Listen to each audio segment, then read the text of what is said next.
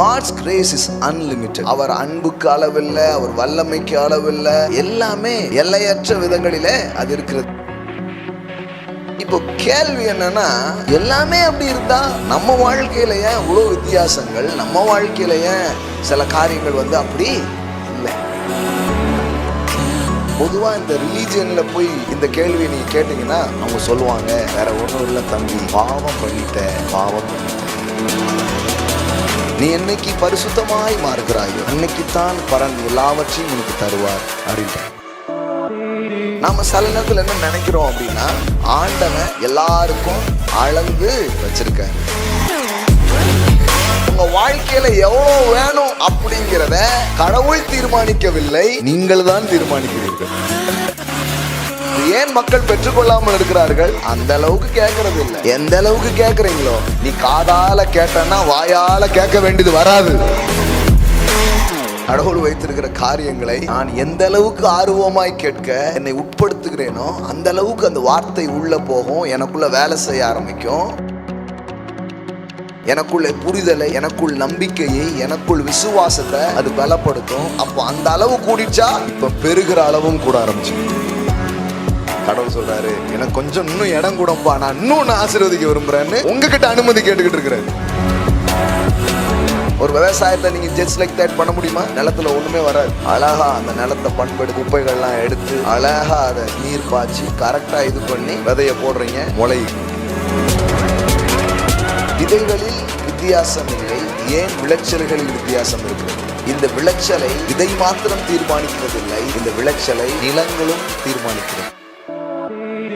அந்த நிலம் யார்? மனிதர்கள். விவசாயி பாஸ்டர் பாலசேகர். விவசாயி பிரசங்கிக்கிற வார்த்தை என்னன்னு சொல்லிருக்குது? விதை. இந்த நிலத்தை வார்த்தை சந்திக்க நீர் பாய்ச்ச உரம் போட எல்லாமே கடவுளுடைய வார்த்தை, கடவுளுடைய பிரசனம். பாருங்க என்ன நடக்க ஆரம்பிக்கும். 30, 60, 100 விளைய ஆரம்பிக்கும். அங்க சுகத்தை விளைவிக்க முடியும், அங்கு ஆசீர்வாதத்தை விளைவிக்க முடியும், அங்கு அபிஷேகத்தை விளைவிக்க முடியும், அங்கு வரங்களை வல்லமைகளை விளைவிக்க முடியும். என்ன மாதிரி வேணுமோ அந்த மாதிரி வார்த்தைகளை உங்க இருதயங்களுக்குள்ள, உங்க காதுகள் வழியா கேட்க அனுமதிக்க அதிகம் கேட்கிற உங்களுக்கு அதிகம் கொடுக்கப்படும். வார்த்தைக்கு முக்கியத்துவம் கொடுப்பதன் மூலம் அதை ஒரு அளவுகோலாக வேதவசனம் சொல்லுகிறது. ஏன் அதிகம் கேட்கிற ஆளுக்கு ஏன் அதிகம் கொடுக்கப்படுகிறது? அதிகம் கேட்கும் போது விசுவாசம் அதிகமாகுது. கேட்கிறது பெற்றுக்கொள்ளுகிறதை தீர்மானிக்கிறது. ரெண்டாவது என்ன சொல்லுது? உன்னுடைய கிவிங் தான் உன்னுடைய ரிசீவிங் லெவல் என்ன பண்ணுது? தீர்மானிக்கும். வரவே மாட்டுக்குங்க அப்படின்னா இங்கிருந்து போகவே மாட்டுக்குன்னு அர்த்தம். உங்கள் விளைச்சலை தீர்மானிப்பது உங்கள் விதையே. Your seed decide your harvest. எதெல்லாம் அறுக்கணும்னு நினைக்கிறீங்களோ அதெல்லாம் விதைங்க. நீங்க விதைக்கிறதெல்லாம் அறுப்பீங்க. நீங்க கொஞ்சம் மன்னிங்க, நீங்க கொஞ்சம் உதவுங்க, நீங்க கொஞ்சம் விட்டு கொடுத்து பாருங்க. எல்லாம் கூட ஒரு அளவுகோல் தான். கொஞ்சம் பொறுமையா, கொஞ்சம் நிதானமா பண்ண வேண்டியதை பண்ணிட்டே இருங்க. நாள் வருது, அறுவடை நாள்னு ஒண்ணு இருக்குது, விதைக்கிற நாள்னு ஒண்ணு இருக்குன்னா அறுக்கிற நாள் ஒண்ணு இருக்குது. அப்பொழுது நீங்கள் அறுப்பீர்கள். ஆண்டவருடைய வார்த்தைக்கு போலாம். எழுதின சுவிசேஷம் 4வது அதிகாரம் 24வது வசனம் வாசிக்கிறேன். பின்னும் அவர் அவர்களை நோக்கி, நீங்கள் கேட்கிறதை கவனியுங்கள். எந்த அளவினால் அளக்கிறீர்களோ அந்த அளவினால் உங்களுக்கு அளக்கப்படும், கேட்கிற உங்களுக்கு அதிகம் கொடுக்கப்படும். ஸோ இன்னைக்கு சாயந்தரம் என்ன பேச விரும்புகிறோன்னா, அளவுகள். எல்லாம் சொல்லுங்க, அளவுகள். தேவனுடைய கிருபைக்கு ஏதாவது அளவு இருக்கா? அளவு இருக்கா? அவர் அன்புக்கு, அவர் கிருபைக்கு ஏதாவது அளவு இருக்கா? அளவே கிடையாது. எல்லாம் சொல்லுங்க, அளவில்லாத கிருபை. So God's grace is unlimited. His mercy and His grace is unlimited. There is no limit. அதுக்கு எந்த வரம்பும், அதுக்கு எந்த எல்லையுமே கிடையாது. ஸோ அந்த அளவுக்கு தேவனுடைய கிருபை அளவற்றதாக இருக்கிறது. வேதம் சொல்லுகிறது, வானத்துக்கும் பூமிக்கும் எவ்வளோ உயரமோ கிழக்குக்கும் மேற்குக்கும் எவ்வளோ தூரம், இது எல்லாத்த விட அவருடைய கிருபை என்னதான் இருக்குதான்? ரொம்ப பெரியதாய் இருக்கிறது. அதை ஒருத்தர் சொன்னார், ஏன் வடக்குக்கும் தெற்குக்கும் இல்லை, ஏன் கிழக்குக்கும் மேற்குக்கும் இருக்குது அப்படின்னா, அந்த ஜாக்ரபிக்கல் இதில் போய் நம்ம பண்ணால் நம்ம இப்படியே ஆரம்பித்தா திருப்பியும் அதே இதான் வருமே தவிர அந்த எண்டு இதாகாது. திருப்பியும் சுற்றி எங்கே தான் வரணும்? ஆரம்பித்த இடத்துக்கு தான் வரணும். அதனால தான் அதை கூட அப்படி சொல்லியிருக்குது அப்படிங்கிறாங்க. ஸோ நான் நம்புகிறேன், கடவுளுடைய கிருபைகள் அளவற்றதா இருக்கிறது, அது பெரியதாய் இருக்கிறது. வேதம் சொல்லுகிறது, அவர் நம்மேல் வைத்த கிருபை பெரியது. எல்லாம் சொல்லுங்க, பெரியது. ஸோ அவர் கிருபை ரொம்ப பெருசு. நம்ம பாட்டு பாடுறோம், கர்த்தருடைய கிருபை பெரியது, கர்த்தருடைய அன்பு பெரியது. அவருடைய வல்லமை பெரியதா? அதுக்கு ஏதாவது அளவு இருக்கா? ஏதாவது அளவு இருக்கா அதுக்கு? என்னால் செய்யக்கூடாத அதிசயமான காரியம் ஒன்று உண்டோ அப்படி கேட்குறாரு. அப்போ என்ன பதில்? ஒன்றும் இல்லை. உம்மால் செய்யக்கூடாத அதிசயமான காரியம் ஒன்றும் இல்லை. So there is no limit. கடவுளுடைய வல்லமைக்கும் என்ன கிடையாது? அளவு கிடையாது. அவருடைய அன்புக்கும் என்ன கிடையாது? அளவு கிடையாது. அப்போ எல்லாமே அளவற்றதாக தான் இருக்குது, எல்லையற்றதாக தான் இருக்குது, வரம்பற்றதாக தான் அவர் இருக்கிறது. அவருடைய ஆசீர்வாதங்களுக்கு ஏதாவது அளவு இருக்குதா? இவ்வளவு தான் கொடுப்பேன் அப்படின்னு ஏதாவது கடவுள் லிமிட் பண்ணி வச்சிருக்கிறாரா? கிடையவே கிடையாது. உன்னை ஆசீர்வதிக்கவே ஆசீர்வதித்து, உன்னை பெருகவே பெருக செய்வேன், இப்பொழுது இருக்கிறதை பார்க்கிலும் 1000 மடங்கு பெருகும்படி, அப்படிதான் பேசுறாரு. நேற்றுக்கு பிசினஸ் கிளாஸ்ல கூட அது பேசணும். ஏற்கனவே வானத்து நட்சத்திரத்தை போல நீங்க என்ன பண்ணிருக்கிறீங்க? பெருகி இருக்கிறீங்க. அவங்கள கூப்பிட்டு சொல்றாரு, இப்பொழுது இருக்கிறதை பார்க்கிலும் அப்படிங்கிறார். அப்போ அவர் அன்புக்கு அளவில்லை, அவர் வல்லமைக்கு அளவில்லை, அவருடைய ஆசீர்வாதங்களுக்கு என்ன கிடையாது? அளவே கிடையாது. எல்லாமே அன்லிமிட்டட்ல இருக்கு. எல்லாமே எல்லையற்ற விதங்களிலே அது இருக்கிறது. எல்லாம் பெரிதாகவே இருக்கிறது. இப்போ கேள்வி என்னன்னா, எல்லாமே அப்படி இருந்தா, எல்லாமே அப்படி இருக்கும்போது நம்ம வாழ்க்கையில ஏன் இவ்வளோ வித்தியாசங்கள்? நம்ம வாழ்க்கையில ஏன் சில காரியங்கள் அப்படி இல்லை? இப்போ இது கண்டுபிடிக்கணும். அவர் அன்புக்கு அளவில்லை, அவர் கிருபைக்கு அளவில்லை, அவர் வல்லமைக்கு அளவில்லை, அவர் ஆசீர்வாதத்துக்கு அளவில்லை. கடவுள் யாவருக்கும் சம்பூர்ணமாய் கொடுக்கிறவர். நம்புறீங்களா? அவர் எல்லாருக்கும், ரொம்ப பேர் வந்துட்டீங்களோ, சரி ஆளுக்கு ஒரு தோசை சாப்பிடுங்க, அப்படி கிடையாது. அவர், நீங்க நினைக்கிறீங்களா அப்படி? கடவுள் எதுவும் ரேஷன் கடை வச்சு நடத்துறாருன்ட்டு அந்த மாதிரிலாம் கிடையாது. எல்லோரும் சாப்பிட்டு திருப்தி அடைந்தார்கள், மீதம் 12 கூடை வந்தது. So God is a God of unlimited. அவர்கிட்ட எல்லாமே அளவற்றதாக இருக்கிறது, குறைவில்லாததாக இருக்கிறது. அவர் பேரு எல் ஷடாய், சர்வ வல்லவர், அநேக மாறுபகங்களை உடைய தேவன். அப்போ நீங்கள் நானும் ஆராதிக்கிற தேவன் is a God of unlimited. அவர்கிட்ட எந்த எல்லையுமே இல்லை, அவர்கிட்ட குறைவே இல்லை, அவர்கிட்ட பஞ்சமே இல்லை. எல்லாம் இருக்கிறது அவரிடத்தில். அவரிடத்துல இல்லாத எதுவுமே இல்லை, எல்லாமே இருக்குது. அது ஏராளமாகவே இருக்கிறது. நாம் அனுபவிப்பதற்கு சகலவித நன்மைகளையும் சம்பூரணமாய் கொடுக்கிற ஜீவனுள்ள தேவன் என்று பவுல் தீமோத்தேயுக்கு எழுதுகிறார். அப்போ இது எல்லாத்தையும் நீங்க பார்த்தீங்கன்னா எல்லாமே அப்படிதான் இருக்கு. தேவனை பொறுத்தவரை அங்க எந்த லிமிட்டுமே இல்லை, எந்த வரம்புமே இல்லை. அப்போ அது உண்மையா இருக்கும் என்றால் ஏன் எனது வாழ்க்கையில், ஏன் நமது வாழ்க்கையில், ஏன் சில பேருடைய வாழ்க்கையில் அந்த நிறைவுகள் இல்லை, இல்லை அந்த பரிபூரணம் இல்லை, அந்த ஃபுல்னஸ் ஏன் அவங்க வாழ்க்கையில் இல்லை? பொதுவாக இந்த ரிலீஜியனில் போய் இந்த கேள்வியை நீங்கள் கேட்டிங்கன்னா அவங்க சொல்லுவாங்க, வேற ஒன்றும் இல்லை தம்பி, பாவம் பண்ணிட்ட அதனால தான் உன் வாழ்க்கையில் அப்படி இல்லை. நீ என்னைக்கு பரிசுத்தமாய் மாறுகிறாயோ அன்னைக்குத்தான் பரன் எல்லாவற்றையும் உனக்கு தருவார் அப்படின்ட்டாங்க. இவனும் சின்ன வயசுலேருந்து முயற்சி பண்ணிட்டே இருக்கிறாங்க. No, that's not the things. தேவன் சகலத்தையும் அவருடைய கிருபையினாலே தருகிறார். ஆமென். உங்களுடைய வாழ்க்கை முற்றிலும் தூய்மையாக்கப்பட்ட பின்புதான் கடவுள் ஒரு மனிதனை ஆசீர்வதிக்க வேண்டும். அப்படின்னா நீங்களும் வீட்டுக்கு போயிட்டு வாங்க, நானும் நீ ஒரு 2 நாள் லீவ் எடுத்துக்கோ, நான் ஒரு வாரம் எடுத்துக்கிற மாலை, அது மாதிரி தான். இங்கே செய்கிறதுக்கு ஒன்றுமே இல்லை. ஆனால் அப்படி இல்லை பாருங்க. இயேசு வேற ஒரு விஷயத்தை சொல்கிறாரு, வேதம் இன்னொரு விஷயத்தை சொல்லுது. அதாவது த மெஷர்மெண்ட். தேவன் எல்லாத்தையும் வச்சுருந்தாலும் அதை எப்படி நம்முடைய வாழ்க்கைக்குள்ளே கொண்டு வர்றது, நம்முடைய வாழ்க்கையில் அது எந்த விதத்தில் வெளிப்பட போகிறது, அது அதனுடைய அளவை எது தீர்மானிக்கிறது அப்படிங்கிறது தான் இன்றைக்கி மாலையில் நான் சொல்ல விரும்புகிறேன். நாம் சில நேரத்தில் என்ன நினைக்கிறோம் அப்படின்னா, ஆண்டவன் எல்லாருக்கும் என்ன பண்ணி வச்சுருக்காரு, அளந்து வச்சிருக்காரு. ஒருத்தர் சொல்றார், ஆட்டுக்கு கூட வாழை அளந்து தான் ஏன் வச்சிருக்காரு. இவர் கூட இருந்து பார்த்துருக்காரு ஆண்டவர் அளந்து வைக்கும்போது.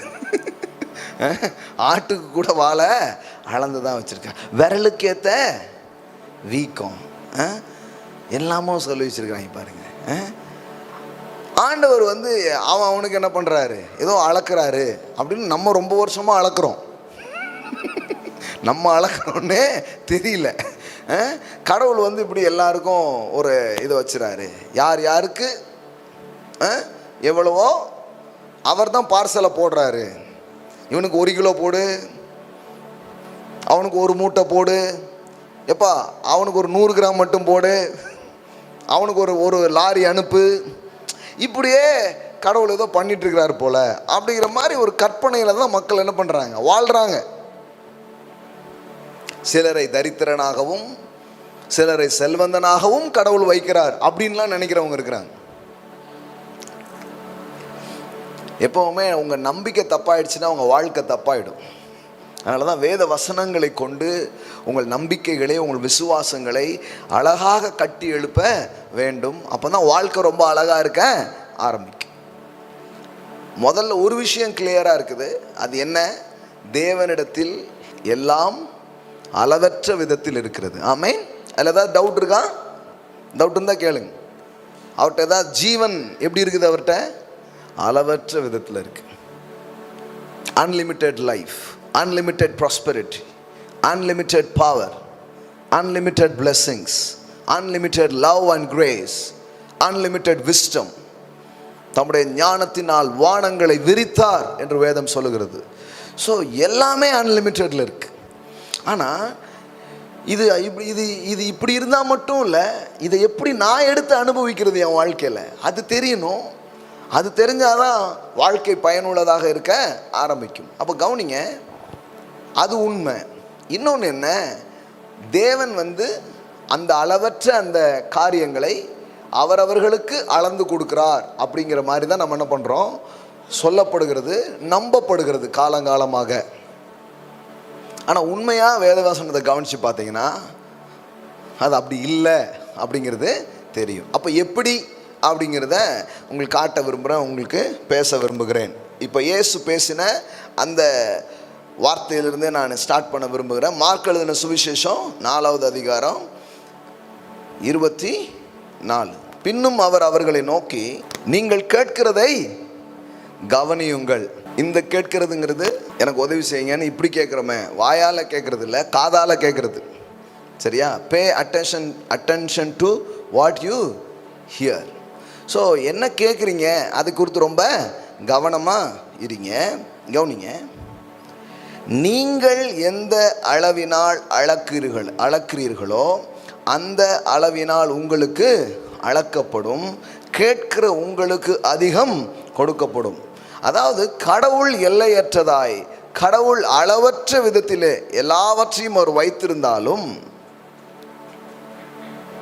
மனிதர்கள் அந்த அளவை தீர்மானிக்கிற உரிமையை தேவன் மனிதர்களிடத்திலே கொடுத்திருக்கிறார். இதுதான் முக்கியமான விஷயம். முதல்ல இதுவே தெரியல பாருங்க. நிறைய நேரத்தில் இயேசு சொல்றாரு, நீங்கள் எந்த அளவினால் அளக்கிறீர்களோ அந்த அளவினால் உங்களுக்கு அளக்கப்படும்.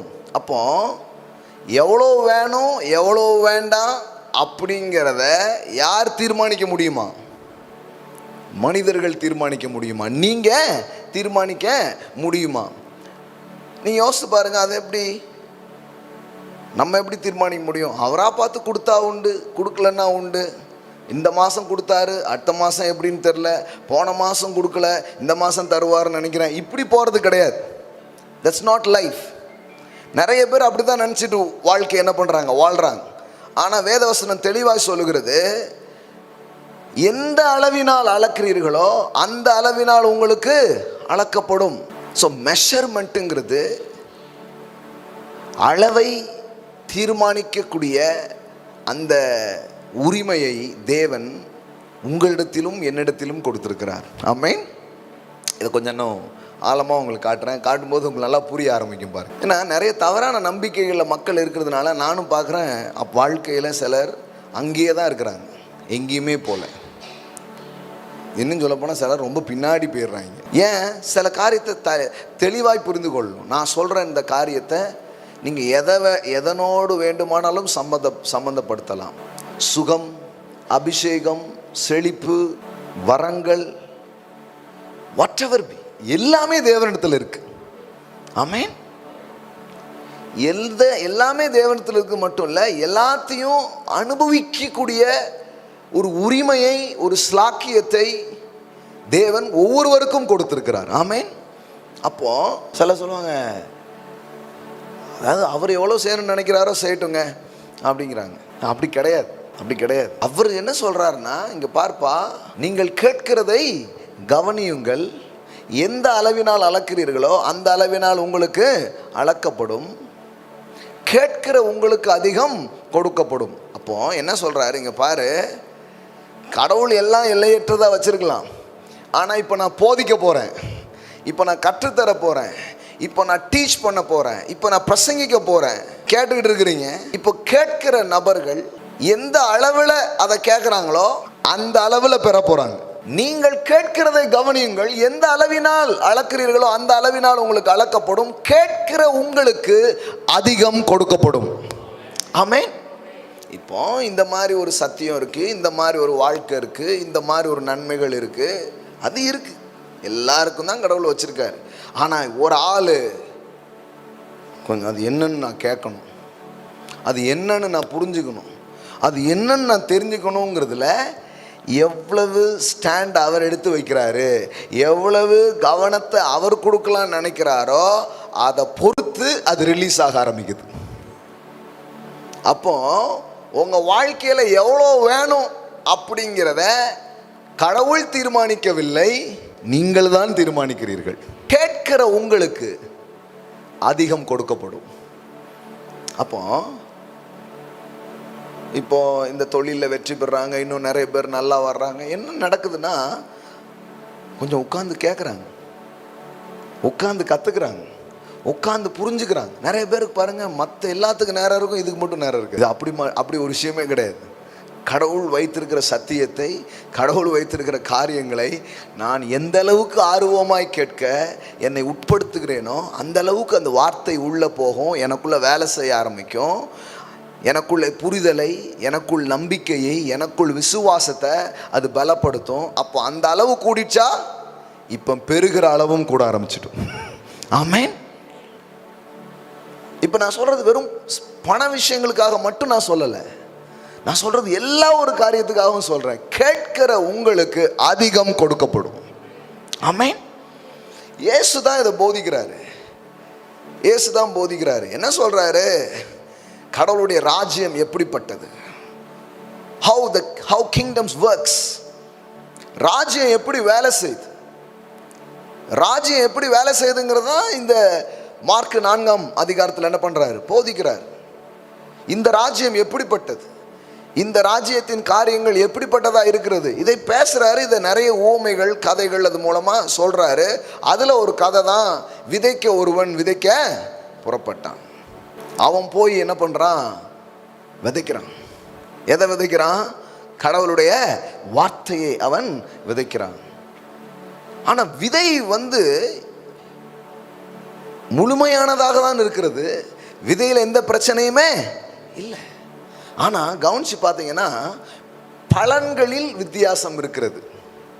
The same seed but it's not same harvest. The seed is same. விதை அதே விதைதான், ஆனால் விளைச்சலை கணக்கு செய்யும் பொழுது அங்கு வித்தியாசங்கள் இருக்கிறது. விளைச்சலை கணக்கு பண்ணி பார்த்தா வேதவசனம் சொல்லுது 1 30, 1 60, 1 100 பலன் தந்தது. டேய், ஒரே ஸ்கூலுக்கு தானே போனீங்க, அதே வாத்தியார் தானே? ஆமா சார், ஆமா. எல்லா நாளும் போனல? ஆமா போனோம். அதே டியூஷனுக்கு வேற போற? ஆமா. அப்புறம் எப்படிடா நீ 30, அவன் 60, இவன் 100? கேட்கிற உங்களுக்கு அதிகம் கொடுக்கப்படும். அதே வாத்தியார் தான், நம்ம கதையை பேசுவோமே, அதே போதகர் தான், அதே வார்த்தை தான். ஒருத்தருக்கு 30% வேலை செய்யுது, ஒருத்தருக்கு 60% வேலை செய்யுது, ஒருத்தருக்கு 100% வேலை செய்யுது. எப்படி? அது ஒன்றும் இல்லை, அவருக்கு கொஞ்சம் கூடுதல் நேரம் அவர் ஜெபம் பண்ணிட்டாரு.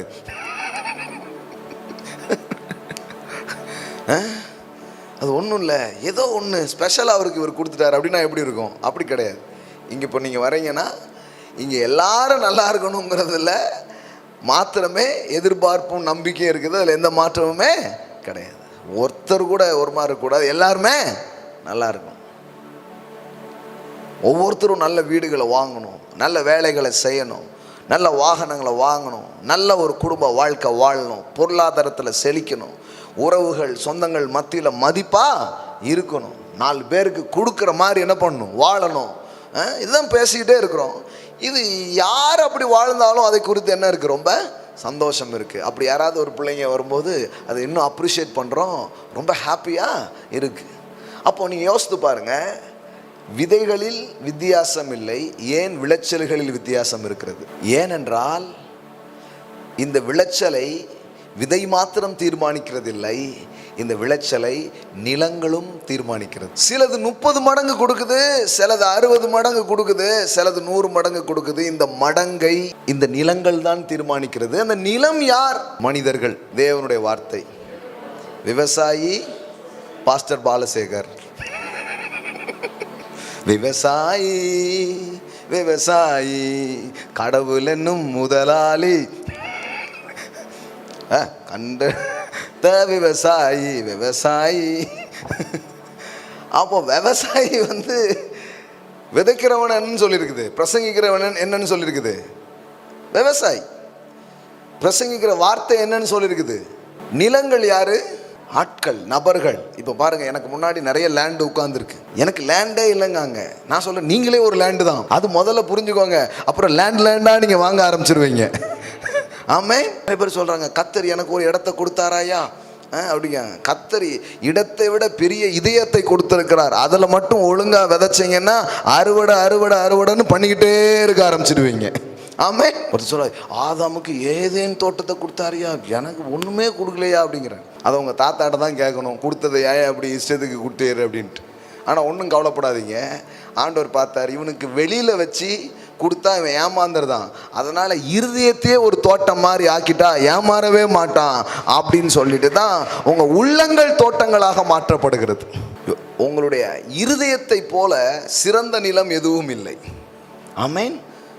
நீங்கள் தான் பெரிய ஒரு நிலம். அப்போ அப்படிதான் இயேசு பேசுகிறார் பாருங்க, அப்படிதான் பேசுகிறார். விதைக்கிறவன், பிரசங்கிக்கிறவன், விதைக்கிறவன், விதை வசனம், நிலம் யாரு? மக்களாக இருக்கிறார்கள். அப்போ என்ன என்ன என்ன ஆகுது? ஏன் 30, 60, 100 இப்படி ஒரு அளவுகோலில் ஏன் வித்தியாசப்படுது? கடவுளுடைய கிருபை பொதுவானதாக இருக்கிறது, கடவுளுடைய அன்பு பொதுவானதாக இருக்கிறது, கடவுளுடைய வல்லமை பொதுவானதாக இருக்கிறது. கடவுள் வந்து இங்கே யாரோ ஒருத்தரை கொஞ்சம் அதிகமாகவும் ஒருத்தரை கம்மியாகவும் நேசிக்கிறவராக இருக்கிறாரா? இல்லை, நிச்சயமா இல்லை. வேதம் சொல்லுகிறது, தேவனிடத்தில் பட்சபாதமே. அவர் வந்து ஒரு ஆளை ரொம்ப நேசிச்சு ஒரு ஆளை கம்மியாக நேசிக்கிற மாதிரி அவருக்கு கிடையவே. 2 பிள்ளைங்க வீட்டில் இருந்தால் கேட்பாங்க, என் மேலே ரொம்ப அன்பா அவங்க மேலே ரொம்ப அன்பா? வழக்கமான டைலாக். 2 பேரும் 2 கண்களை போல. 3 பிள்ளை இருந்தால் என்ன சொல்ல போகிறோன்னு தெரியல. அதாவது அவர் வந்து யாருக்கும் தனிச்சலுகை காட்டுகிற தேவன்.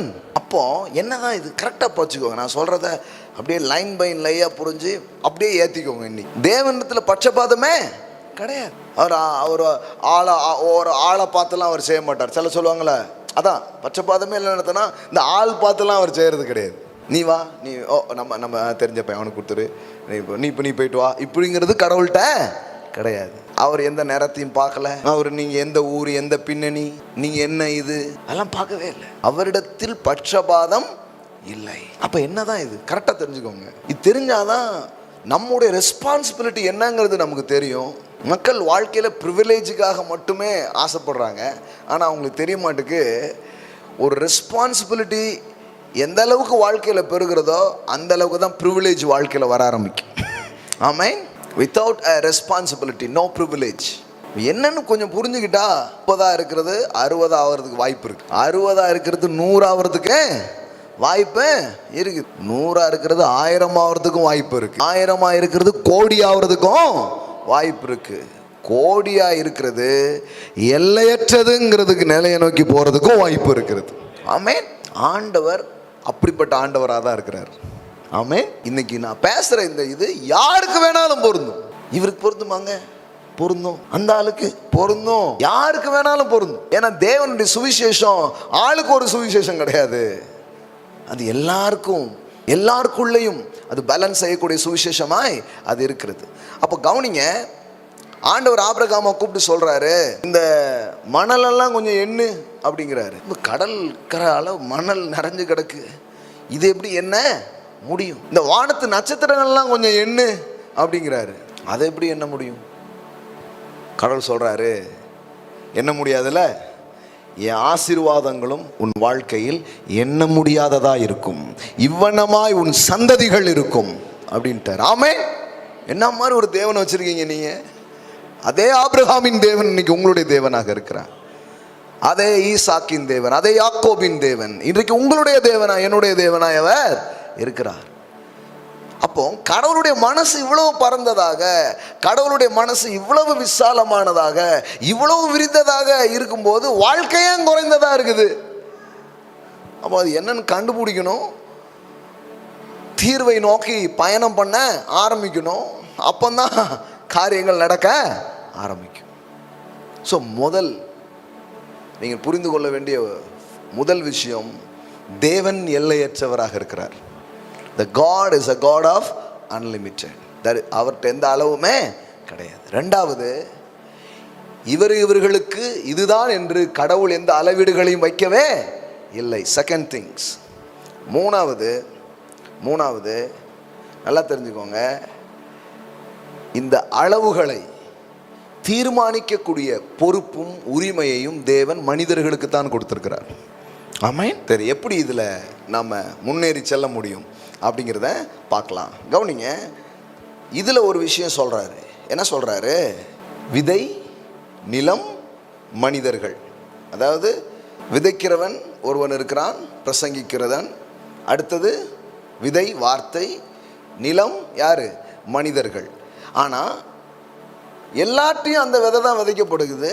ஆனால் சிலது 30, சிலது 60, சிலது 100 என்ன பண்ணுது? மாறுது. அப்போ நல்லா கவனிங்க, அந்த நிலத்தினுடைய ரெஸ்பான்ஸை பொறுத்து, அதனுடைய பிரதியுத்தரத்தை பொறுத்து தான் விளைச்சல்கள் என்ன பண்ண ஆரம்பிக்குது? உண்டாக ஆரம்பிக்கிறது. ஒரே சபையில் தான் உட்கார்றோம், ஒரே சத்தியத்தை தான் கேட்டுக்கிட்டு இருக்கிறோம். ஆனால் வேதவசனம் சொல்லுகிறது, கேட்கிறதுக்கு ஒருவன் 23 காது உள்ளவனாக இருந்தால் கேட்க கடவன்.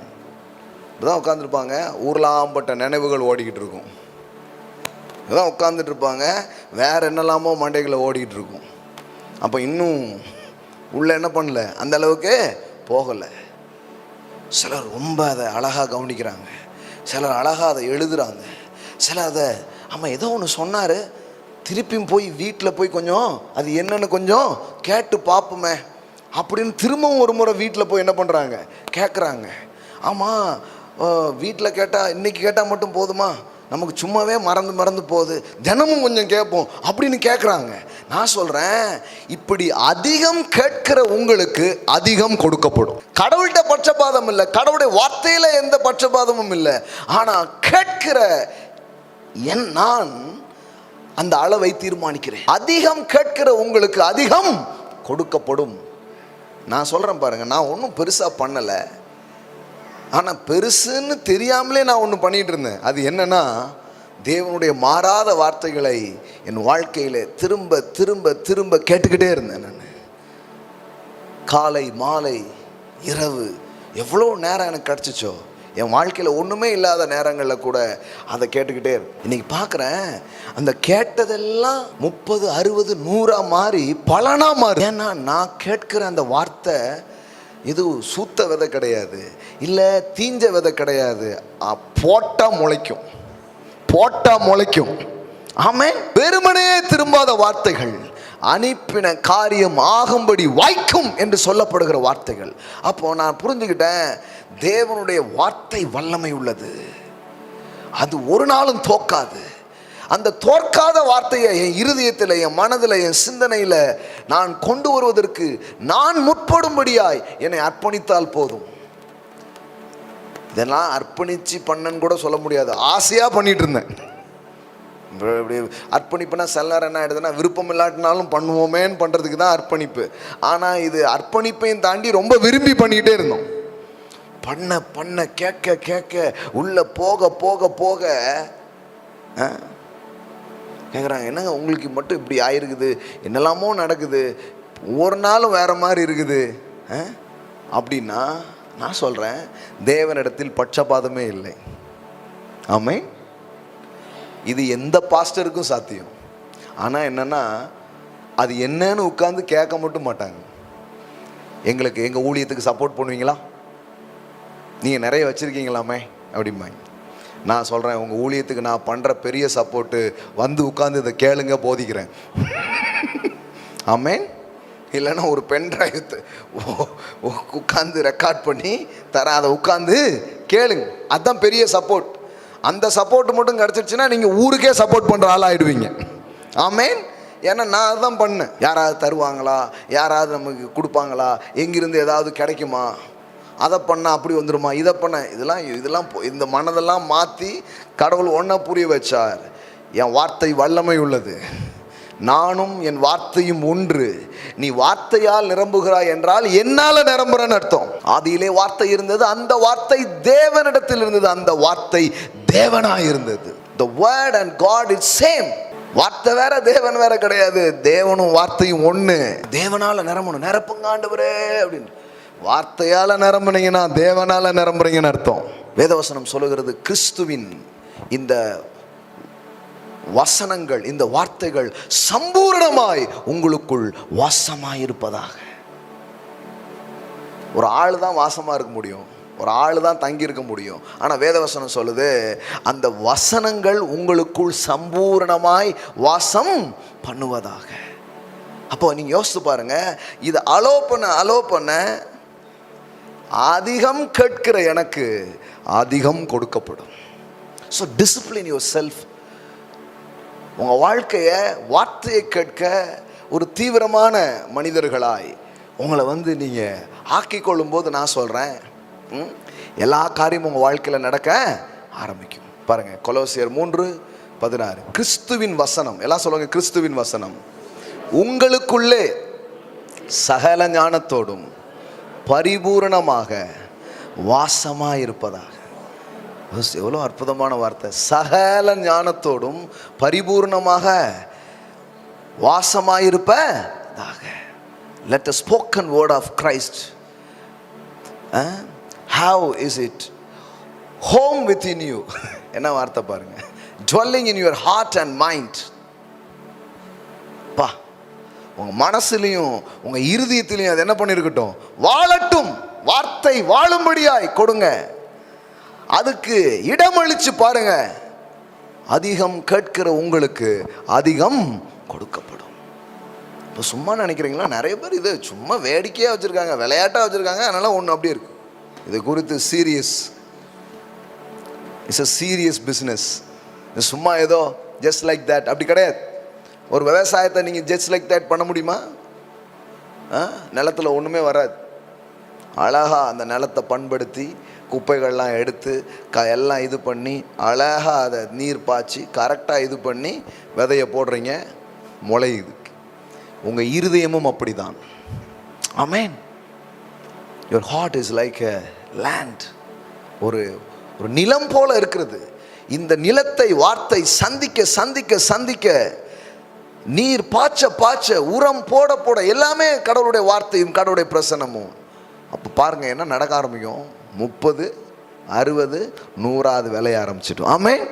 அங்கே சுகத்தை விளைவிக்க முடியும், அங்கே ஆசீர்வாதத்தை விளைவிக்க முடியும், அங்கு அபிஷேகத்தை விளைவிக்க முடியும், அங்கு வரங்களை வல்லமைகளை விளைவிக்க முடியும். என்ன மாதிரி வார்த்தை, அதனால தான் சகல ஞானத்தோடும். அப்படின்னா என்ன, என்ன மாதிரி வேணுமோ அந்த மாதிரி வார்த்தைகளை உங்கள் இருதயங்களுக்குள்ள உங்கள் காதுகள் வழியாக கேட்க அனுமதிக்க அதிகம் கேட்கிற உங்களுக்கு அதிகம் கொடுக்கப்படும். 5 வருஷத்துக்கு முன்னாடி நான் இதை புரிஞ்சுக்கிட்டேன். இதுதான் அடிப்படை, திஸ் இஸ் அ பேஸ். அதனால தான் வசனத்தை கேட்கறதுக்கு இடம்லாம் பார்க்கறதில்ல, தூரம் பார்க்கறதில்ல, நேர காலம் பார்க்கறதில்ல, கரெக்டாக போய் நின்றுவோம். அங்கே தள்ளி போனால் தான் அது கிடைக்கும். அது பிரச்சனை இல்லைங்க. ஐயோ, வாழ்க்கை தள்ளி போயிடக்கூடாது. எம்புடு தூரமாக இருந்தானே செலவாகட்டும். சட்ட துணிமணிலாம் பிறகு வாங்கிக்கலாம், முதல்ல சத்தியத்தை வாங்குவோம். அவ்வளோ காடு போகணுமா, போவோம். நேரமாகவும் ஆகட்டும். இது மட்டும் இல்லைன்னா வாழ்க்கையே வேற மாதிரி போயிடுமே. So make that priority. ஒரு பெரிய முன்னுரிமைகளை இதுக்காக கொடுத்து நின்று கேட்டு பாருங்க. அந்த வசனம் உங்கள் வாழ்க்கையில் எப்படி வேலை செய்யுதுன்னு பாருங்க. அந்த தீவிரம், நான் சொல்கிறேன், தோற்காத அந்த வார்த்தைகள் உங்கள் வாழ்க்கைக்குள்ளே வேலை செய்யும் போது பலன் நிச்சயமாக வர ஆரம்பிக்கும். ஆமென். அப்போ அளவுகோல் யாருக்கிட்ட இருக்கு? எல்லாம் சொல்லுங்க, உங்ககிட்ட தான் இருக்குது. கடவுள் சொல்கிறாரு, எனக்கு கொஞ்சம் இன்னும் இடம் கூடப்பா, நான் இன்னும் ஆசீர்வதிக்க விரும்புகிறேன்னு உங்ககிட்ட அனுமதி கேட்டுக்கிட்டு இருக்கிறாரு. ஆமென். ஏன்னா நீங்க தான் அதை திறக்கக்கூடியவர்களாக நீங்கள் இருக்கிறீர்கள். இப்போ கவனிங்க, என்ன அழகு அருமையாக சொல்கிறாரு பாருங்க. கேட்கிறதுக்கு ஒருவன் காது உள்ளவனாக இருந்தால் கேட்கிறவன் ராஜ்யத்தில் வெற்றி பெறதுக்கு உங்களுக்கு ஒன்று தான் தேவை, காது. சில பேருக்கு கேட்காம எல்லாம் இருக்கிறாங்க. நம்மளாம் எவ்வளோ பெரிய கிருபை பாருங்கள், நல்லா கேட்குது. அன்னைக்கு சொன்னாங்க, அண்ணா உங்களுடைய இதெல்லாம் ரொம்ப நல்லா இருக்குது. நான் இந்த சிலருக்கெல்லாம் கேட்காமலே இருக்காங்க, அவங்களுக்கு இதை அவங்க மொழியில் இதை கொண்டு வரணும்னு ஆசைப்படுறேன் அப்படின்னு சொல்லிட்டு அன்றைக்கி ஒரு தங்கச்சி பேசிகிட்டு இருந்தாங்க. கண்டிப்பாக செய்யுங்க அப்படின்னு சொன்னேன். மொழி புரியாதவங்களுக்கு வேறு மொழியில் இதை சப்டைட்டில் போட்டோ அல்லது டப்பிங் பண்ணியோ கொடுக்கணும் அப்படின்னு நினைக்கிறாங்க. கண்டிப்பாக செய்யுங்க அப்படின்னு சொல்கிறோம். அப்போது எந்த விதத்துலையாவது வசனம் உள்ளே போச்சுன்னா மாற்றம் கண்டிப்பாக நடக்க ஆரம்பிக்கும். ஆமென். அப்போ கவனிங்க, கேட்கறதுக்கு ஒருவன் காது உள்ளவனாக இருந்தால் கேட்க கடவன். காசு உள்ளவனாக இருந்தான்லாம் இல்லை, காசு இருந்தால் முன்னேற முடியும் இல்லை, காது இருந்தாலே போதும். ஹலோ, ஒருவேளை இன்னைக்கு காசு இல்லாமல் இருக்கலாம், ஆனால் காது இருக்கா? கேட்குற காது இருக்கா? Thank God. பேசுறதுக்கு வசனம் இருக்கு, கேட்கறதுக்கு வார்த்தை இருக்கு. இந்த காது வழியா உள்ள போய் அது நிரம்பிச்சுன்னா வேதவசனம் சொல்லுது, பின்னும் அவர்களை நோக்கி நீங்கள் கேட்கிறதை கவனியுங்கள், எந்த அளவினால் அளக்கிறீர்களோ அந்த அளவினால் உங்களுக்கு அளக்கப்படும், கேட்கிற உங்களுக்கு அதிகம் கொடுக்கப்படும். ஆமென். அப்போ இது வார்த்தைக்கு முக்கியத்துவம் கொடுப்பதின் மூலம் அதை ஒரு அளவுகோலாக வேதவசனம் சொல்லுகிறது. ஏன் அதிகம் கேட்கிற ஆளுக்கு ஏன் அதிகம் கொடுக்கப்படுகிறது? அதிகம் கேட்கும் போது விசுவாசம் அதிகமாகுது. மோர் வேர்ட் பிரிங்ஸ் மோர் ஃபெய்த். ரோமர் 10:17 நாம் வாசிக்கிறோம், விசுவாசம் கேள்வியினால் வருகிறது, கேள்வி தேவனுடைய வார்த்தையினால் வருகிறது. faith cometh by hearing and hearing by the word of God. So faith comes from hearing what is told, and what is heard comes by the preaching of the message of concerning Christ. வார்த்தையை கேட்க கேட்க கேட்க கேட்க, கிறிஸ்துவின் வார்த்தையை கேட்க கேட்க, சுவிசேஷத்தை கேட்க கேட்க உள்ளுக்குள்ள என்ன உண்டாக ஆரம்பிக்குது? விசுவாசம் உண்டாக ஆரம்பிக்குது. இது நீங்க தான் பண்ணும். கொஞ்சம் உட்காரணும். வயிறு எப்படி நிரம்புது? வாய் திறந்திருப்பதால். ஆமென். அது தெரியுதா? அதுக்கு எதுக்கும் ட்ரைனிங் தேவையா? நான் சொல்கிறேன், விசுவாசத்தால் எப்படி நிரம்பும்? காது வசனத்துக்காக திறந்திருந்தா விசுவாசத்தால் உங்களை ஆவி நிரம்ப ஆரம்பிக்கும். ஆமென். எல்லாம் சொல்லுங்க, அளவுகோல் அவரவர்களிடம் இருக்கிறது. ஆமென். இப்போ ஆண்டவர் உங்ககிட்ட தான் இருக்குது. உங்ககிட்ட தான் என்ன இருக்குது?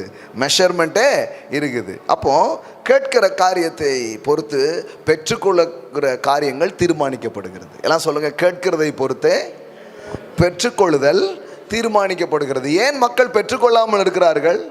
அந்த அளவுக்கு கேட்கறது இல்லை. எந்த அளவுக்கு கேட்குறீங்களோ, இந்த கேட்குறதெல்லாம் வருது வாயால். யாராவது எனக்கு பண்ணுவீங்களா, நீங்கள் செய்கிறீங்களா, நீங்கள் தரமாட்டிக்கீங்களே, உங்களுக்கு நன்றி இருக்கா, நான் கஷ்டப்படுதேன்னு எனக்கு இப்படி ஊர் ஊராக இதெல்லாம் கேட்குறதுக்கு நல்லா தெரியுது. அவர் இந்த கேட்குறத சொல்லலை. நீ காதால் கேட்டன்னா வாயால் கேட்க வேண்டியது வராது, கொஞ்சம் நான் பேசுகிறத கேள அப்படிங்கிறார். நேற்றுக்கு ஒரு சகோதரி அற்புதமான சாட்சி என்கிட்ட சொன்னாங்க. அவங்க போதகரை குறித்து சொன்னாங்க. நாங்கள் போய் உதவி கேட்டால் கண்டிப்பாக அவர் செய்வார்.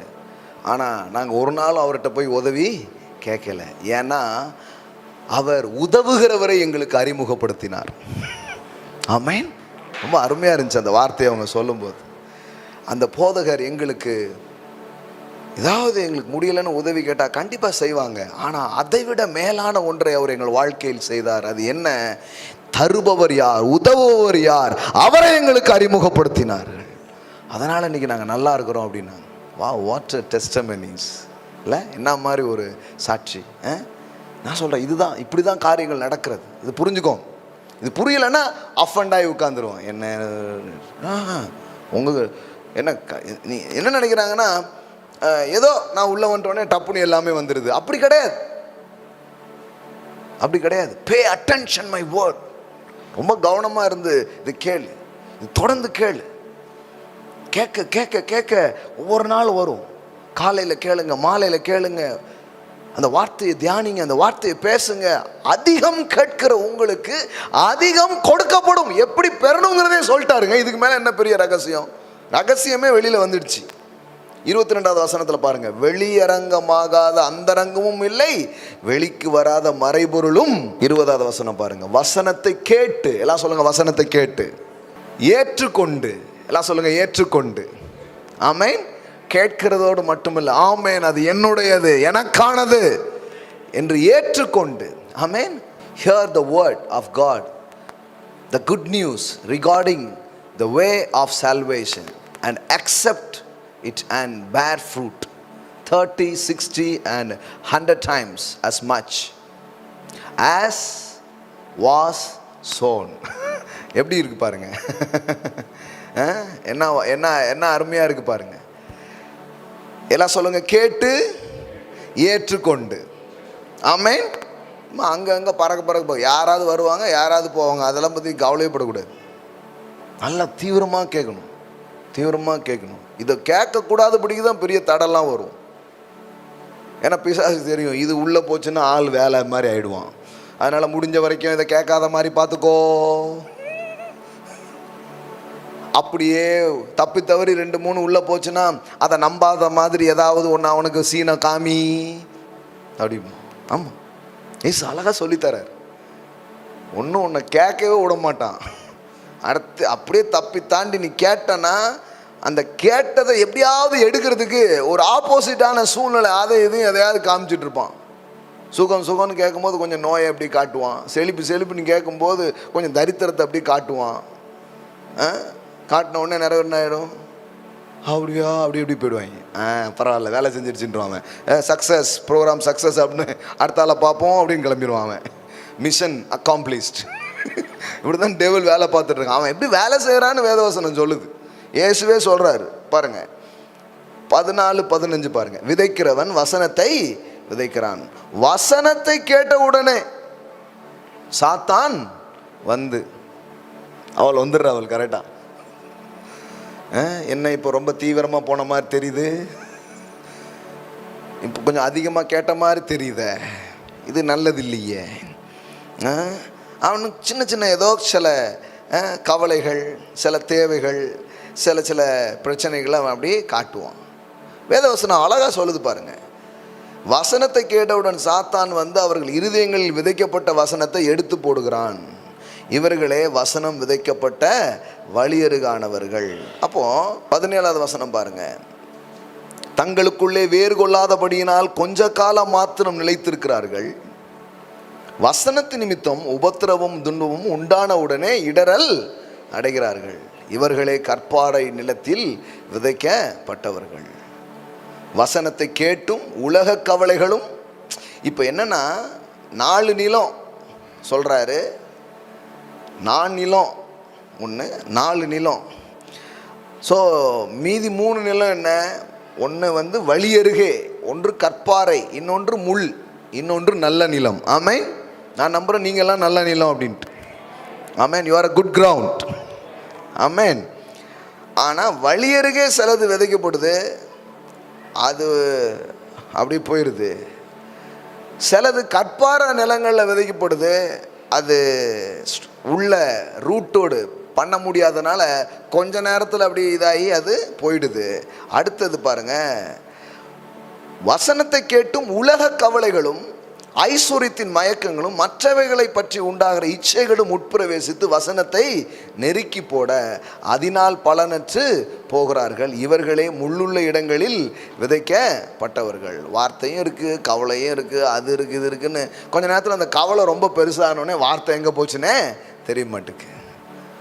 வாக்குத்தத்தமாவது ஏதாவது ஐயோ அப்படின்னு ஆகிடுது. ஏன்னா ஏதோ ஒன்று. அதனால தான் அது ரொம்ப கவனமாக இருக்கும். உன் இருதயத்தை எல்லா காவலோடும் காத்துக்கொள், அது நின்று ஜீவன் புறப்படும். அதனால தான் கேட்கறது மட்டும் இல்லாமல் அந்த கேட்ட வசனம் இன்னும் நல்லா வர்ற மாதிரி யார் நீர் பாய்ச்சுவாங்களோ அந்த மாதிரி ஆட்களோட பேசணும், பழகணும், தொடர்ந்து அதை காத்துக்கொள்ள வேண்டியது ரொம்ப அவசியமாக இருக்குது. இதுக்கு எதிராக பேசுகிற ஆட்கள், தேவனுடைய வார்த்தையை பற்றியே ஒரு வெளிச்சம் இல்லாமல் எப்பவும் உலக கருத்துக்களை பேசுகிற ஆட்கள், இவங்களோட கொஞ்ச நேரம் இது பண்ணால் சிலர்லாம் பாருங்கள், இங்கே வந்து ஃபெய்த்து, லவ், கிரேஸ்ன்னு இருப்பாங்க, அங்கே நின்னவொடனே டீ கடையில் நின்று வேறு ஏதாவது பேசியிருப்பாங்க. ஆமாம் அண்ணே, இப்போ லாக்டவுன் போட்டதுக்கப்புறம் பார்த்தீங்கன்னா பிரதர் அப்படி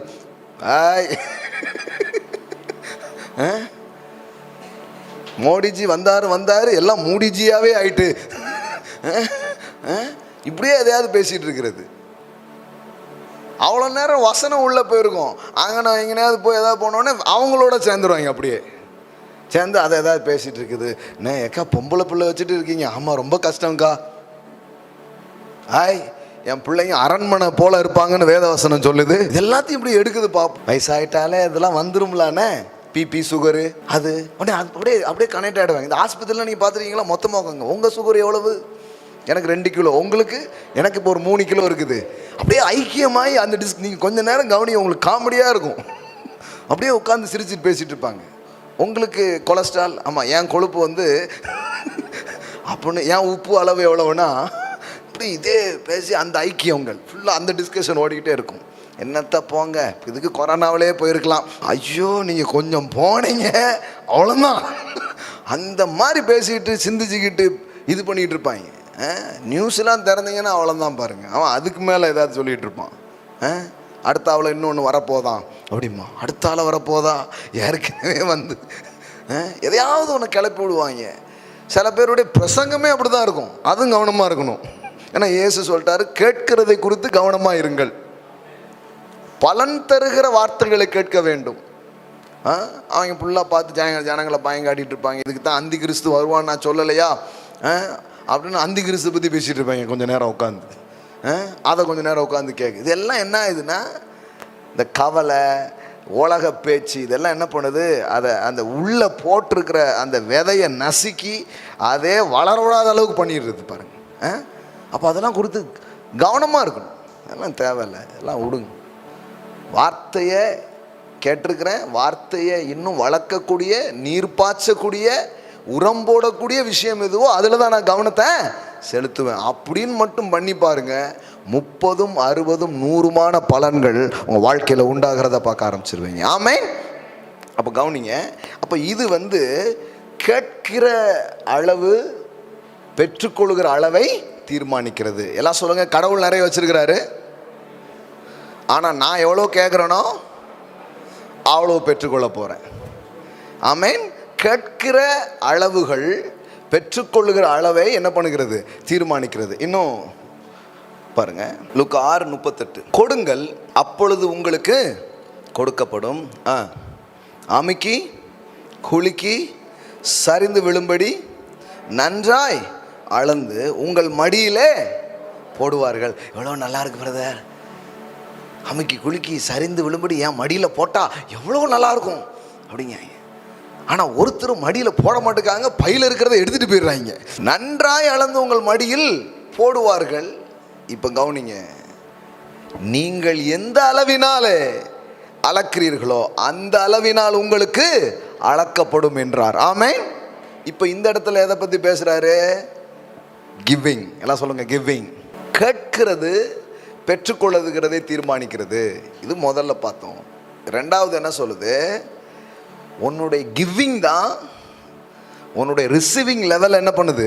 தீர்மானிக்கு. அப்போ எனக்கு வரவே மாட்டேங்குங்க அப்படின்னா இங்கிருந்து போகவே மாட்டேங்குன்னு அர்த்தம். இங்கிருந்து போக போக போக அங்கிருந்து நிச்சயமாய் வரும். நல்லா கவனிங்க. கொடுங்கள் அப்பொழுது உங்களுக்கு கொடுக்கப்படும், அமுக்கி குலுக்கி சரிந்து விழும்படி நன்றாய் அளந்து உங்கள் மடியிலே போடுவார்கள். நீங்கள் எந்த அளவினால் அளக்கிறீர்களோ அந்த அளவினால் உங்களுக்கு அளக்கப்படும். எவ்வளவு தெளிவா சொல்றாரு. Give and it shall be given to you. They will pour into your lap and good measure, pressed down, shaken together and running over, with no space left for more, for with a standard of measurement you use. The standard of measurement you use. எல்லாம் சொல்லுங்க, நீங்க எந்த அளவில் அளக்குறீங்க? சொன்னார். அது என்ன உங்களுக்கு அவ்வளோ ப்ராஸ்பரிட்டி வருது, தங்கமாக கொண்டு வந்து போடுறாங்க. எந்த அளவினால நீங்க அளக்குறீங்களோ அந்த அளவினால உங்களுக்கு அளக்கப்படும். இது இந்த கொஞ்சோல வரும் பாருங்க, அதே தூக்கி வாயில போட்டு கொடுக்கணுமா? அதான் நான் சொல்றேன். உங்களுடைய கிவிங் உங்களுடைய ரிசீவிங் லெவலை தீர்மானி. வேத வசனம் சொல்லுது. அதனால தான் அதே இதையும் பார்த்து கொடுக்கக்கூடாது, வேதத்துக்காக கொடுக்கக்கூடாது. ஆண்டவரே நீங்க சொல்லியிருக்கிறீங்க, கொடுங்கள் அப்பொழுது கொடுக்கப்படும், அமுக்கி குலுக்கி சரிந்து விழும்படி நன்றாய் அளந்து என் மடியில் போடப்படும் என்று எழுதியிருக்கிறதே, அப்படியே எனக்கு கொடுக்கப்படும். அந்த விசுவாசத்திலிருந்து கொடுக்கணும் பாருங்க. எந்த அளவினால் அளக்கிறீர்களோ அந்த அளவினால் உங்களுக்கு அளக்கப்படும். நான் சொல்றேன், உங்கள் விளைச்சலை தீர்மானிப்பது உங்கள் விதையே.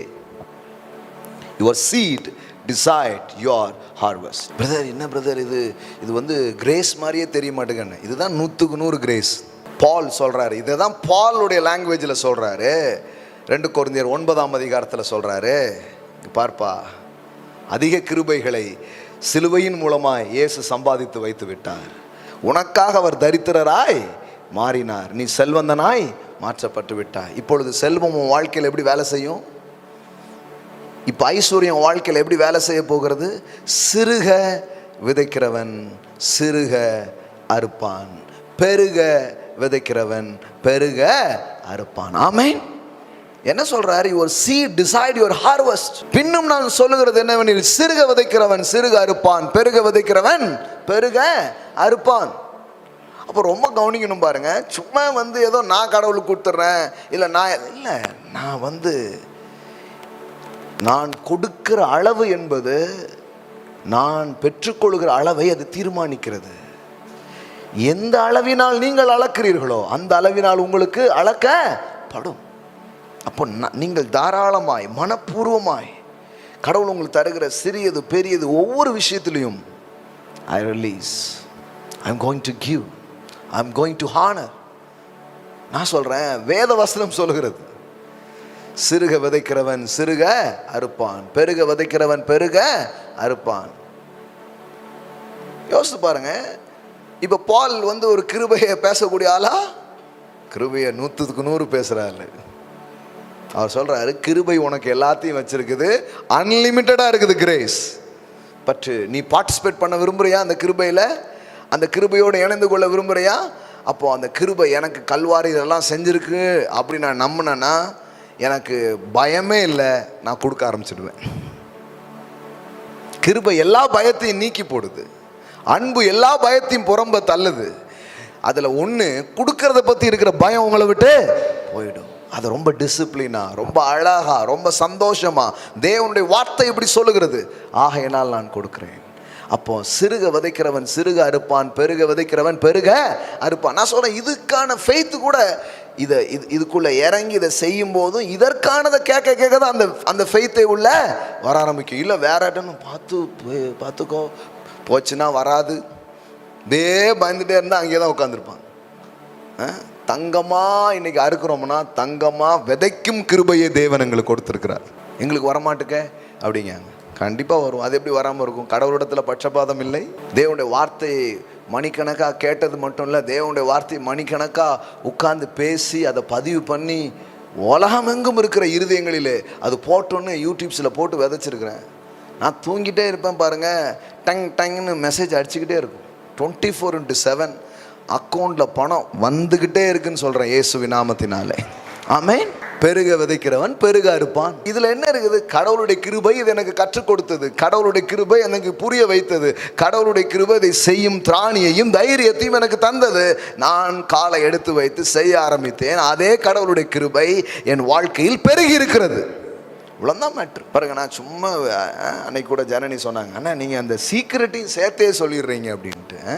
ஆமாம், அப்புறம் சேர்த்தே சொன்னால் தானே வளர முடியும். சும்மா எப்படி வளர முடியும்? 44 லட்சத்துக்கு கார் வந்துடுச்சு, அதான் தெரியும். நான் 7 லட்சம் ரூபாய்க்கு காரை வாங்கி விதைச்சது தெரியாது பாருங்க நிறைய பேருக்கு. புது காரை வாங்கி அப்படியே சாவியை கொடுத்தேன் நான். ஏன்னா என் தேவன் இதை விட பெரிதா எனக்கு தருவார். ஆமென். இப்போ எடுத்த உடனே உங்கள் நிலையிலிருந்து நீங்கள் யோசிங்க. சும்மா இல்லை, சின்ன சின்ன சின்ன கோல் இருக்கும்போது அதை சந்தோஷமாக விதைப்பேன். ஆண்டவரே, உங்கள் வசனத்துக்காக நான் அதை விதைக்கிறேன், உங்கள் ராஜ்யத்தில் நான் விதைக்கிறேன். சின்ன சின்ன ஏதோ ஒன்று. இது இந்த இடத்துல சொல்லியிருக்கிறது வெறும் பணத்தை கொடுக்கறத பற்றி மட்டும் இல்லை. நல்லா கவனிங்க. இப்போ லூக்கா 6 படிக்கிறோம் பாருங்க, 35 வாசிக்கிறோம் பாருங்க. உங்கள் சத்துருக்களை சிநேகியுங்கள், நன்மை செய்யுங்கள், கைமாறு கருதாமல் கடன் கொடுங்கள், அப்பொழுது உங்கள் பலன் மிகுதியாய் இருக்கும். உன்னதமானவருக்கு நீங்கள் பிள்ளைகளாய் இருப்பீர்கள். அவர் நன்றி அறியாதவர்களுக்கும் துரோகிகளுக்கும் நன்மை. அவர் கிரேஸ் எப்படி இருக்கு பாருங்க. நம்ம ஸ்தோத்திர பலி இருக்கிறவங்களுக்கு மட்டும்தான் அவர் செய்கிறாருன்னு நம்ம நினைக்கிறோம். ஆனால் வேதவசனம் சொல்லுது, இவன் தோத்திரமே போட்டது கிடையாது, ஆனாலும் அவனுக்கு நான் தான் சாப்பாடு போடுதேன் அப்படிங்கிறார். எவ்வளோ அழகாக போட்டிருப்பாருங்க. அவர் நன்றி அறியாதவர்களுக்கும் துரோகிகளுக்கும் என்ன பண்ணுறாராம்? That is your father. அப்படின்னா அவருடைய தாராளத்தை கொஞ்சம் யோசித்து பாருங்க, அவருடைய ஏராளத்தை கொஞ்சம் யோசித்து பாருங்க. நன்றி அறிவேன், நன்றி கெட்டவன் அவனுக்கு கொடுக்கவே கொடுக்காதுன்றோம். அவர் சொல்கிறார், நன்றி கெட்டவனுக்கும் நான் கொடுப்பேன். அப்புறம் துரோகி, அவனுக்கும் நான் நன்மையை கொடுப்பேன். ஏன்னா அவன்கிட்ட இருக்கிறத அவன் கொடுக்குறான், என்கிட்ட இருக்கிறத நான் கொடுக்குறேங்கிறார். அவனுக்கு ஆக்குச்சட்டி நான் மாற முடியாது. நான் கர்த்தர் மாறாதவர், நன்மை செய்கிறவர், கிருபை அளிப்பவர், பண்ணிக்கிட்டே இருக்கிறார். என்ன நடக்குது பாருங்க, இங்க பாருங்க 36. ஆகையால் உங்கள் பிதா இரக்கமுள்ளவராக இருக்கிறது போல நீங்களும் உங்க ஃபாதர் எப்படி இருக்கிறாரு? Be merciful. என்ன பாருங்க, just as you are, heavenly father is merciful. உங்க அப்பா தாராளமான தகப்பன். ஆமென். எல்லாம் சொல்லுங்க, என் அப்பா தாராளமானவர். அப்படிப்பட்ட ஒரு தகப்பன். அவர் சொல்றாரு, மற்றவர்களை குற்றவாளிகள் என்று தீர்க்காதிருங்கள், அப்பொழுது நீங்களும் குற்றவாளிகள் என்று தீர்க்கப்படாதிருப்பீர்கள். மற்றவர்களை ஆக்கினைக்குள்ளாக்கும்படி தீர்க்காதிருங்கள், அப்பொழுது நீங்களும் ஆக்கினைக்குள்ளாக தீர்க்கப்படாதிருப்பீர்கள். விடுதலை பண்ணுங்கள், அப்பொழுது நீங்களும் விடுதலை பண்ணப்படுவீர்கள். கொடுங்கள். ஸோ நாட் ஜஸ்ட் மணி, பணத்தை பற்றி மட்டும் அதில் பேசலை. So including money, not excluding. அதோடு சேர்ந்து பல காரியங்கள் இருக்கிறது. ஃபர்கிவ்னஸ் இருக்குது, நீங்கள் கொஞ்சம் மன்னிங்க, நீங்கள் கொஞ்சம் உதவுங்க, நீங்கள் கொஞ்சம் விட்டு கொடுத்து பாருங்கள். இதெல்லாம் கூட ஒரு அளவுகோல் தான். மன்னிப்பதும் விட்டு கொடுப்பதும், ஒருவேளை தகுதியற்றவர்களுக்கு கூட உதவி செய்வதும் கடவுள் ஒரு விதையை போல தான் உங்கள் வாழ்க்கையில் வச்சிருக்கிறார். நான் உனக்கு பண்ண இது இல்லை, கொஞ்சம் நல்ல விஷயத்தை கொஞ்சம் விதைப்பா. உன் அப்பா நான் அப்படி தான் இருக்கிறேன், என் புள்ள என்னை பார்க்குறல, நீனும் அப்படியே இரு, கவலைப்படாத, நான் அதுக்கு பலன் தருகிறவராய் இருக்கிறேன். அவன் சரி கிடையாது ஆண்டவரே, பரவாயில்ல, அது எனக்கு தெரியும், தெரிஞ்சு தான் நானே பண்ணுறேன். அப்போ மன்னி, விடுதலை பண்ணு, எல்லாமே தான் சொல்கிறாரு. அதாவது எதெல்லாம் உனக்கு வரணும்னு நினைக்கிறியோ எல்லாத்தையும் கொடுங்கிறார். இன்னும் சிம்பிளாக சொல்லணும்னா, எதெல்லாம் அறுக்கணும்னு நினைக்கிறீங்களோ அதெல்லாம் விதைங்க. ஆமென். நீங்கள் விதைக்கிறதெல்லாம் அறுப்பீங்க. ஆமென். கலாத்தியர் 6 வாசிக்கிறோம், மனுஷன் எதை விதைக்கிறானோ அதையே அறுப்பான். தேவன் தம்மை பரியாசம் பண்ண ஒட்டார். அதை எந்த விஷயத்துல தான் சொல்றாரு? கிவிங்ல தான் சொல்றாரு, கொடுக்கறதுல தான் சொல்றாரு. இங்க பாரு, இந்த விஷயத்தில் நீங்கள் கடவுளை கிண்டல் பண்ண முடியாது, யாரும் கேலி பண்ணிட முடியாது. ஏன்னா மோசம் போகாதிருங்கள், தேவன் தம்மை பரியாசம் பண்ண ஒட்டார். அவரை கிண்டல் பண்ண முடியாது. சில பேர் கொடுத்தா வந்துருமா, அப்படி பண்ண அப்படி வந்துருமா, இவ்வளோ வந்துருமா, அப்படி கிடையாது. மனுஷன் எதை விதைக்கிறானோ அதை அறுப்பான். தேவனுடைய மாறாத பிரமாணம் அது. சிலர் அதை நக்கல் அடிச்சுட்டு இருப்பாங்க, சிலர் அதை கிண்டல் அடிச்சுட்டு இருப்பாங்க. அது என்ன இது மங்காத்தாவா, வை ராஜா வை அப்படின்ட்டு. அவனுக்கு வந்து இது என்னன்னே புரியல, அதனால் அவன் அதை பரியாசம் பண்ணிட்டு இருப்பான் உட்காந்து. சிலர் பாருங்கள் பிரசங்கியார்களே இருப்பாங்க அப்படி. நீங்கள் நினைக்காதீங்க ருத்ர தாண்டவத்தில் தான் கிண்டல் பண்ணுறாங்கன்ட்டு. நிறைய பிரசங்கியார்களே அப்படி தான் என்ன பண்ணிட்டு இருக்கிறாங்க, கிண்டல் பண்ணிக்கிட்டு இருக்கிறாங்க. அப்படி இப்படி அப்படின்ட்டு எதையாவது போட்டு இது பண்ணுறேன். அது வந்துருமா கிடச்சிருமா, வந்துடும் கிடச்சிரும் நான் சொல்லுங்க. அவர் வார்த்தையில் சொல்லியிருக்குது, அவர் வார்த்தையை அவர் நிறைவேற்றுவார். அதை நம்புகிறேன் நான், அவர் வார்த்தையை நான் நம்புகிறேன். கைமாறு கருதாமல் அப்படின்னா என்ன, எனக்கு வருமா வராதுன்னு தெரியாது, ஆனால் கர்த்தர் எனக்கு தருவார்னு வார்த்தையை கொடுக்க, நம்பிக்கையை கொடுக்க, என்னெல்லாம் இருக்குதோ அதையெல்லாம் கொடுக்க கடைசியில் பார்த்தா இன்னைக்கு சொல்கிறேங்க நான், அறுத்து முடிய மாட்டுக்கு அவ்வளோ விளைச்சல் ஊருக்கு விளைஞ்சு போயிருக்குது. ஆமென். எந்த ஊருக்கு போனாலும் அங்கே கொஞ்சம் பேர் நிற்கிறாங்க, கேட்டவங்க ரொம்ப வேறு மாதிரி இருக்குதுங்க, தங்கத்தோடையும் பணத்தோடையும் வரவேற்றுட்டு இருக்கிறாங்க. நான் கொடுக்கணும், ஏன்னா கேட்டோம், வாழ்க்கையே மாறிடுச்சு. இன்றைக்கி கோயம்புத்தூர்லேருந்து வராங்க அந்த பிள்ளைங்களே, அவ்வளோ சாட்சி சொன்னாங்க. அவங்க ஃப்ரெண்ட்ஸு ரிலேட்டிவ்ஸ் எல்லாம் இது எப்படி கேட்குறாங்க, எப்படி பலன் அடைகிறாங்க, எப்படி நன்மைகள் உண்டாகிறது, இப்படி ஊருக்கு நான் கேட்குறேன். நான் எனக்கு ஆச்சரியமாக இருக்குது. கடவுளுடைய வார்த்தை எவ்வளோ அழகாக போய் அவங்க வாழ்க்கையில் வேலையை அது செய்யுது. அப்போ நான் சொல்கிறேன், பெருக விதைக்கிற நீங்கள் பெருக அறுப்பீர்கள். ஆமென். இது என்ன சொல்லனா, இது யாருக்கும் சாத்தியங்கிறதுனால தான் நான் பிரசங்கம் பண்ணிட்டு இருக்கிறேன். நான் சில நேரங்களில் இந்த விதைக்கிற காரியத்தில் ஒரு விஷயத்தை சொல்கிறேன் பாருங்க. கலாத்தியரில் நாம் படிக்கிறோம், நன்மை செய்கிறதில் சோர்ந்து போகாமல் இருப்போமாக. எதை பற்றி பேசிட்டு வராரு? எதை பற்றி பேசிட்டு வராரு? விதைக்கிறத பற்றி பேசிட்டு வராரு. தேவனுக்கென்று நாம் விதைக்கிறோம், மக்களுடைய வாழ்க்கையில் நாம் விதைக்கிறோம், நன்மைகளை விதைக்கிறோம், நல்ல காரியங்களை விதைக்கிறோம். அப்படி செய்யும்போது சம்டைம்ஸ் நமக்கு சில சோர்வுகள் வருகிறது. ஏன் சோர்வு வருது? ஏன்னா விதைச்சிருக்கிறோம், ஆனால் ஒன்றுத்தையுமே பார்த்த மாதிரியே தெரியலையே. அல்லது நன்மை செஞ்சுருப்பீங்க, அந்த ஆட்கள் அதுக்கு எந்த ரெஸ்பான்ஸும் பண்ணியிருக்கவே மாட்டாங்க, கண்டுகிருக்கவே மாட்டாங்க. அது வரைக்கும் வேணும்னு இருப்பாங்க, அதுக்கப்புறம் ஹூ ஆர் யூ அப்படின்ட்டுருவாங்க. இப்படி ஏதாவது நடக்கும். அப்போது அந்த நேரத்தில் என்ன ஆகிடுதாங்க, ஆட்கள் டல்லாகிடுறாங்க. என்னத்தை எவ்வளோ பண்ணியும் ஒன்றும் பார்க்க முடியலையே, ஒன்றும் நடக்க முடியலையே அப்படிங்கிற மாதிரி ஏதோ ஒரு சோர்வு உள்ளே வருது. அதனால தான் இதை எழுதுறார், நன்மை செய்கிறதில் சோர்ந்து போகாமல் இருப்போமாக. ஏன்? உங்கள் விளைச்சலும் உங்கள் அறுவடையும் கொஞ்சம் தாமதமான மாதிரி இருந்தாலும் சோர்ந்து போகாதீங்க. ஏனென்றால் நாம் தளர்ந்து போகாதிருந்தால் ஏற்ற காலத்தில் அறுப்போம். ஆமென். இன்னைக்கு நான் சொல்கிறேன், ஆமென். For the proper time we will reap, amen, and we do not given in. அதாவது ஒரு சரியான நேரம், ஒரு அறுவடை உங்கள் வாழ்க்கையில் தேவன் கொண்டு வருவார். ஒருவேளை ஒன்றுமே நடக்காத மாதிரி சில நேரம் இருக்கும், அப்படி தான் இருக்கும். எத்த உடனே அடுத்த நாளே டக்கு டக்கு டக்கு டக்குன்னு. அதனால தான் சிலர் அதெல்லாம் கிண்டல் பண்ணுறாங்க. வந்துடுமா கிடச்சிடுமா. அவர் சொல்லியிருக்கிறார், நான் செஞ்சுருக்கிறேன். நான் நட்டேன், அப்பொல்லோ நீர் பாய்ச்சினான், விளைய செய்கிறதோ தேவன். ஆமென். நான் பண்ணிட்டே இருக்கிறேங்க, நான் பண்ணிட்டே இருப்பேன். ஆனால் தேவனுடைய வார்த்தை சொல்லுது, ஒருத்தன் விதைச்சா அறுக்க முடியும். தேவனுடைய வார்த்தை சொல்லுது, பூமி உள்ளளவும் விதைப்பும் மறுப்பும் ஒளிவது இல்லை. ஒளிவதே கிடையாது, அது இருந்துக்கிட்டே இருக்கும். அப்போ நான் என்ன பண்ண போகிறேன்?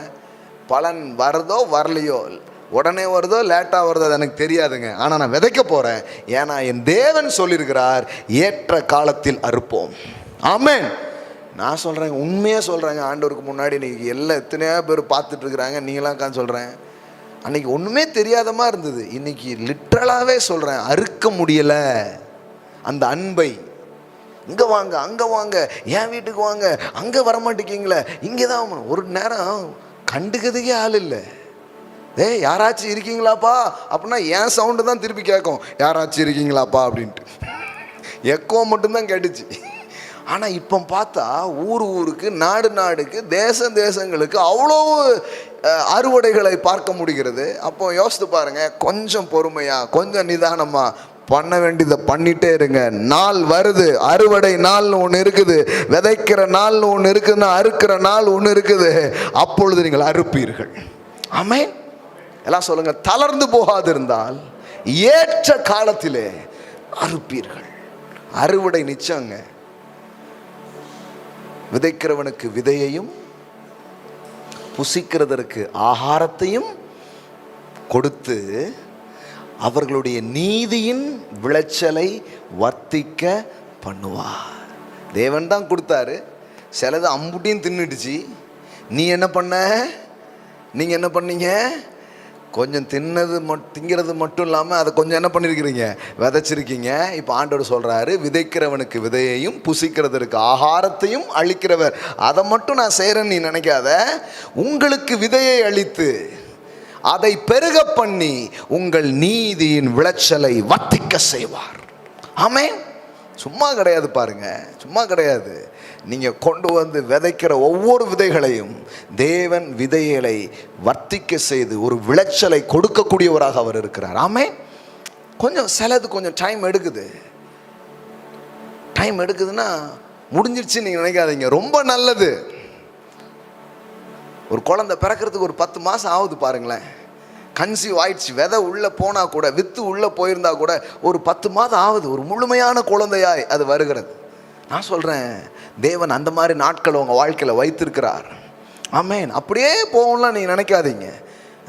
எதுவுமே பலன் இல்லையே, ஒன்றுமே பார்க்கலையே, அப்படிப்பட்ட நேரங்களில் நீங்கள் ரொம்ப கவனமாக இருக்கணும். ஏன்னா அந்த மாதிரி நேரம் தான் உங்கள் விசுவாசம் மிகப்பெரிய அளவில் அசைக்கப்படுகிறது. ஒன்றுமே பார்க்கல, ஒன்றுமே நடக்கலை, இப்படியே போயிருமோ அப்படின்னு இருக்குது. வேதம் சொல்லுகிறது, நன்மை செய்கிறதில் சோர்ந்து போகாதிருங்கள். நீங்கள் சோர்ந்து போகாதிருந்தால் ஏற்ற காலத்தில் அறுப்பீர்கள்.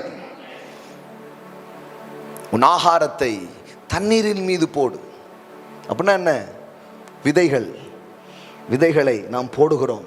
உன் ஆகாரத்தை தண்ணீரின் மீது போடு, அநேக நாட்களுக்கு பின்பு அதன் பலனை காண்பாய். பலன் வருமாங்கிறது டவுட்டே கிடையாது, கன்ஃபார்மாக வருதுங்க. வரும்போது நான் இன்னைக்கு சொல்கிறேன், ஆண்டவரே எடுத்து முடியலையே ஆண்டவரே அப்படின்னு அந்த நன்மையை தாங்கக்கூடாத அளவுக்கு உங்கள் வாழ்க்கையை நன்மையினால் நிரப்பி, அறுவடையினால் நிரப்பி உங்களை ஆசீர்வதிக்கிற ஒரு தேவனாக அவர் இருக்கிறார் பாருங்க. ஆமென். அப்படி இருக்குங்க அந்த குட்னஸ். எங்கே திரும்பினாலும் விளைஞ்சு நிற்கும். ஐயோ எதை போய் எடுக்க, எதை அந்த மாதிரி ஆகிடும். வெள்ளியும் பொண்ணும் குவியும் இயேசுவின் நாமத்தினாலே. ஆமென். கஸ்டமர்லாம் குவிஞ்சு நிற்பாங்க. பிஸ்னஸ் வளர்ந்து அறுவடை மாதிரி நிற்க ஆரம்பிக்கும். ஆமென். சோம்பேறியின் வயல் நிலத்தை போய் பார்த்தா அங்கே முச்செடி இருக்கும். ஆனால் ஒவ்வொரு நாளும் கடவுளுடைய வார்த்தையை கேட்டு விதைக்கிற மனிதன் மிகப்பெரிய அறுவடைகளை அவன் பார்ப்பான். ஆமென். அப்போ நல்லா கவனிங்க, கேட்கிற அந்த அளவுகோல் பெறுகிறதை தீர்மானிக்கிறது. அதே போல கொடுக்கிற அந்த அளவுகோல் நீங்கள் பெறுவதை தீர்மானிக்கிறது. ஒன்று சொல்லி முடிக்கிறேன்.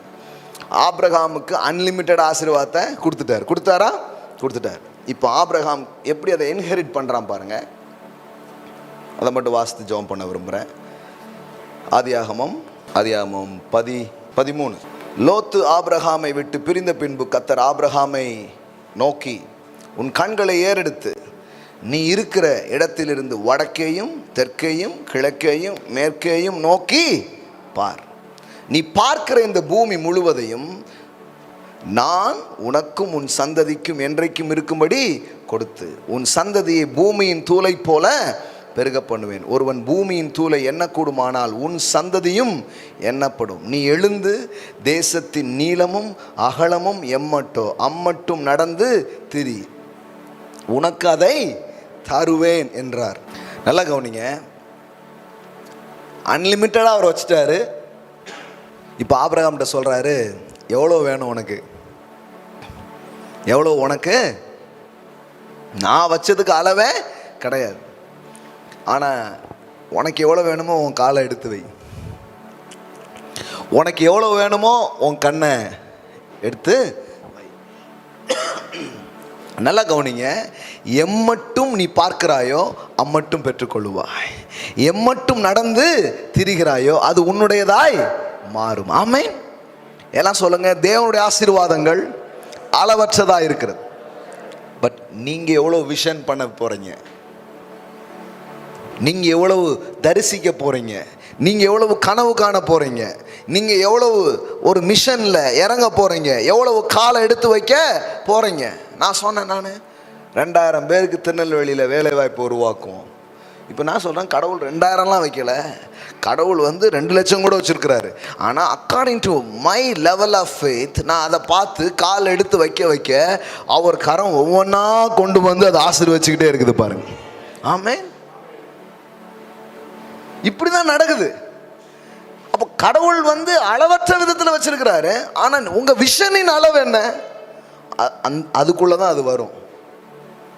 உங்களுடைய தரிசனத்துக்கு மேலே உள்ள பாய முடியாது. உங்கள் தரிசனம் என்ன, நீங்கள் எந்த அளவுக்கு கனவுகளை, எந்த அளவுக்கு உங்களுடைய விஷனை வச்சிருக்கிறீங்க, எந்த அளவுக்கு நீங்கள் காலை எடுத்து வைக்க விரும்புகிறீங்க, எந்த அளவுக்கு நீங்கள் மூவ் ஆக விரும்புகிறீங்க. நான் சொல்கிறேன், அதிலிருந்து தான் அது உண்டாக போகிறது. சொல்கிறாரு, தேசத்தின் நீளம் எம்மட்டும் அம்மட்டும் நடந்து திரி. நீ எம்மட்டும் பார்க்கிறாயோ அம்மட்டும் நான் உனக்கு தரப்போகிறேன்.